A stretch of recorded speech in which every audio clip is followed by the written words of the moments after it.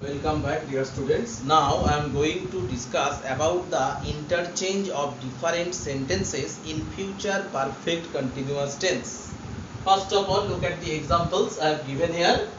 We shall have been playing football in the field before you reach there. Here we subject, thereafter shall have been MVING, that means future perfect continuous tense. Similarly, second example, Bob will have been studying in the library before he comes to the class. Bob's subject will have been studying, MVING. That means it is also future perfect continuous tense, and these are all assertive, affirmative sentence structure. Now I will change them into assertive, negative. Assertive, negative. We shall have been playing football in the field before you reach there. We shall not have. We shall not. We shall not have been playing football in the field before you reach there. Before you reach there, full stop. And second one also, Bob will have been studying in the library before he comes to the class. Bob will not. Bob will not have been studying in the library before he comes to the class. At last, full stop. That means to make assertive negative, we have to place not just after shall or will, and have will remain same. Note have will not be has, and we have to place not just after shall or will. Now easily we can change them into interrogative affirmative. Interrogative affirmative, we can change them. First one, we shall have been playing football in the field before you reach there. Shall we have been? Shall we have been playing football in the field before you reach there? Question mark. Example 2. Bob will have been studying in the library before he comes to the class. Will Bob have been studying in the library before he comes to the class? At last, question mark. That means to change into interrogative affirmative, we have to place shall or will just before the subject. Just before the subject we have to place shall or will, and at last we have to place question mark. Now we can change them into interrogative negative. Interrogative negative. First one, we shall have been playing football in the field before you reach there. Shall we not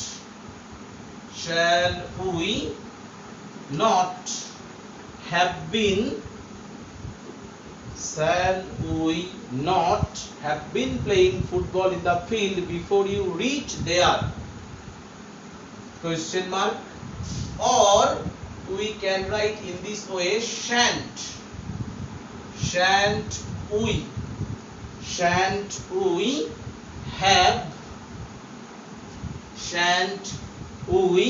have been playing football in the field before you reach there? At last, question mark. That means to change into negative interrogative, we have to note if the subject is noun or pronoun. Here we, it is subject pronoun, that's why not will be placed just after the subject if we use the full form of not. And at last we have to place question mark. Or we can also write using the shortened form of not, shan't, and a shortened structure can be used before any subject, noun or pronoun, any subject. Before any subject we can use shortened structure or shortened form, and at last we have to place question mark. Similarly, the second sentence, Bob will have been studying in the library before he comes to the class. This sentence also can be changed into interrogative negative very easily. Will not Bob have been will not Bob have been studying in the library before he comes to the class? Question mark. Or we can write in this way, won't Bob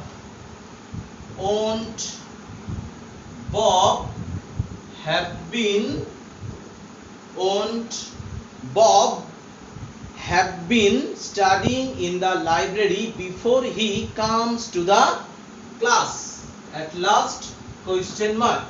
That means to change the second sentence into negative interrogative, we have to note if the subject is noun or pronoun. Here Bob, it is subject noun, that's why we have to place not just before the subject noun if we use the full form of not. And at last we have to place question mark. Or by using the shortened form, will not won't. By using the shortened structure won't, we can also change into negative interrogative, and won't, the shortened structure, will be placed just before the subject, any subject, noun or pronoun, and thereafter at last question mark will be placed. In this way we can change them from assertive affirmative to assertive negative, thereafter into interrogative affirmative, and thereafter into interrogative negative.